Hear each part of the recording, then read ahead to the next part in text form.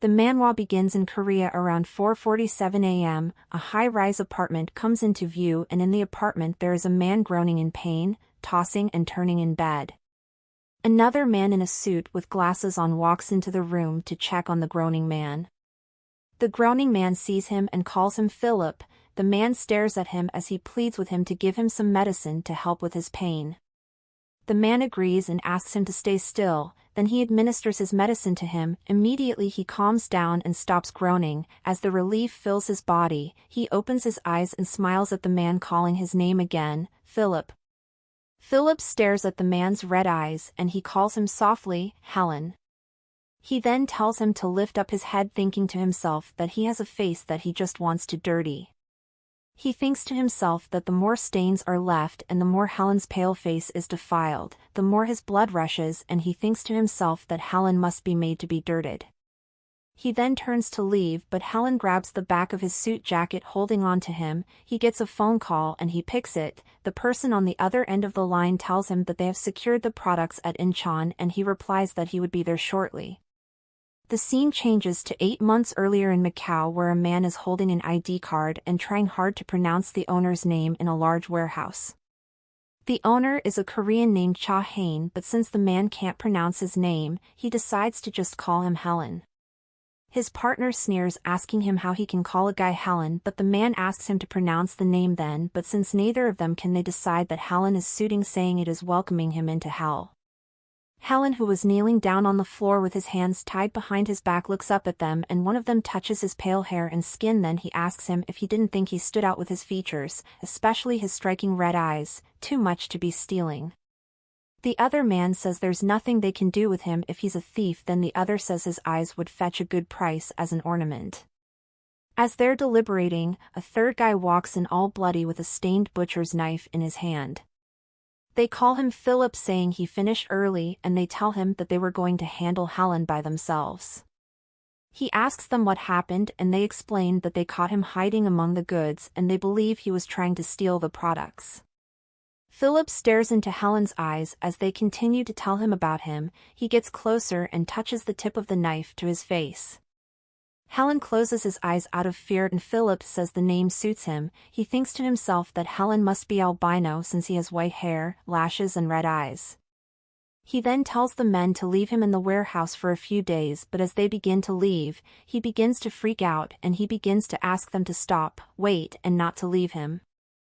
It turns out he wasn't addicted to medicine, but it was a coping mechanism for his trauma. He has claustrophobia, a fear of confined spaces, nyctophobia, an extreme fear of the dark, separation anxiety disorder, a disorder which causes severe anxiety when one is separated from one they've been attached to.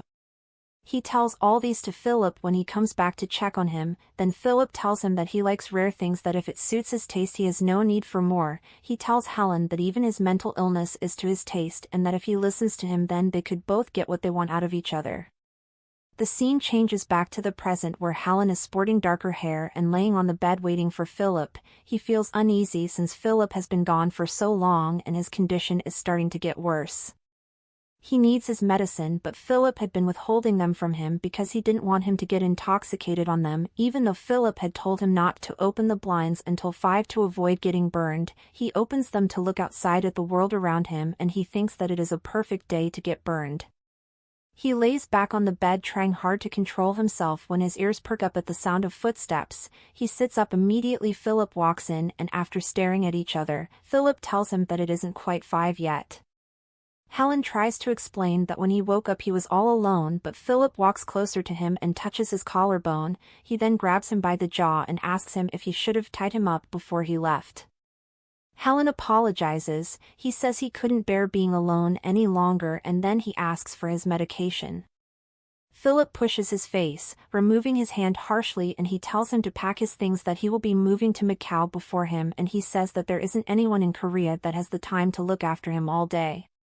Helen immediately has a flashback to when he was left all alone, freaking out of his mind in the warehouse, and panic begins to overwhelm him. He sees Philip about to make a call and he suddenly jumps at him. Philip manages to dodge him. Then he says that he already told him that if he becomes a hindrance he wouldn't hesitate to dispose of him. Helen begins to tremble and starts pleading with Philip. He tells him that he's scared of being there alone and he begs him not to throw him away, telling him that he will do as he says. He then hugs Philip and gives him a little kiss. Philip drops his phone, takes off his glasses and grabs Helen by the back of the head. He tells him that he is smart before kissing him back fully and deeply, but then he stops abruptly and tells Helen that he needs to be punished though. He then punishes him and Helen thinks that if he listens to Philip and doesn't misbehave, Philip would listen to him and give in to his spoiled behavior. The scene changes to the past. A week ago in Hong Kong, one of the men who found Helen in the warehouse, the one who gave him the name. His name is Simon and he is watching over Helen while Philip is busy. He calls Helen a dog for being so weak and dependent on others. Then he tells him that in a week's time a man named Amber will take over from and he shouldn't throw a fit with him cause the man won't be so caring. Helen looks surprised, so Simon asks him if Philip didn't tell him that they would be going to Korea. Helen begins to panic and he asks why Philip is leaving without him. He then tells Simon to help him ask Philip if he can come along. Simon tells him to ask Philip himself if he wants to come with them that badly. Helen hesitates because he doesn't believe anything would change if he asks. Simon notices his hesitation and he asks him if he knows why Philip decided to keep his name as Helen even though he knew how to pronounce his Korean name. Helen doesn't know, so Simon tells him that Philip is half Finnish and half Korean and the name Helen in Finnish is Hella, which means to treasure, so Philip had been calling him Helen with that interpretation in mind. The scene changes back to the present where Helen wakes up from a dream. He opens his eyes and sees Philip already dressed and he tells him to get dressed because they have to leave for the airport right away. Helen shuts his eyes for a minute, scoffing to himself about the interpretation of his name to Philip. After getting dressed, he asks Philip why he has to wear a hat since he has already dyed his hair and will be in the car without exposure to the sun. Philip asks him if his eyes look normal to him and then he tells him to keep the hat on, saying he brought this upon himself. They then leave and Helen feels hot and stuffy as he is putting on a hat and a hoodie. He takes off the hat once they're in the car and Philip tells him to take care of the marks on his neck and body. Helen's eyes begin to water as he thinks that Philip doesn't care for him anymore because he is sending him away. He climbs into Philip's arms and he holds him. Philip says he looks disappointed and so he holds him tighter and kisses him. Helen kisses him back.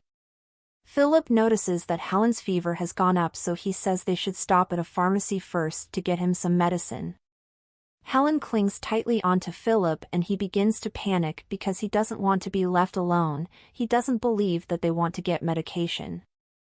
As his thoughts begin to run wide, he comes to the conclusion that Philip wants to discard him and so he grabs a knife from Philip's pocket and runs out of the car. Helen runs a short while before he begins to feel dizzy, and as he stops, Philip catches up to him. He drops to the floor beside a white car and he asks Philip not to come closer to him. He tells him that he knows that he'll die if he is left alone and Philip chuckles. He adjusts his glasses and tells Helen that he is getting fed up with this and that they've been over this many times before. He then asks him to come, that if he does he would give him as much medication as he wants, but Helen gets frustrated saying it isn't about medicine, and then he tosses his hat away and he wonders if he should unalive Philip before he can abandon him. In the end he decides that instead of getting abandoned by Philip, he would rather just end it all here. Philip moves closer to him and he pulls out the knife, telling him to move back. Philip moves even closer and crouches down in front of him. He touches the tip of the knife and he asks Helen if he thinks that it is enough to scare him. He then places the knife on his own neck and presses down on it, and he tells Helen to try biting his owner if he's so curious to find out what'll happen. Helen, who is now in tears, stares at the cut on his neck in surprise and he tells him to stop. His panic level begins to rise and he turns the neck back on himself. Fortunately, Philip reacts quickly and he covers Helen's neck with his hand, so the knife cuts his hand instead.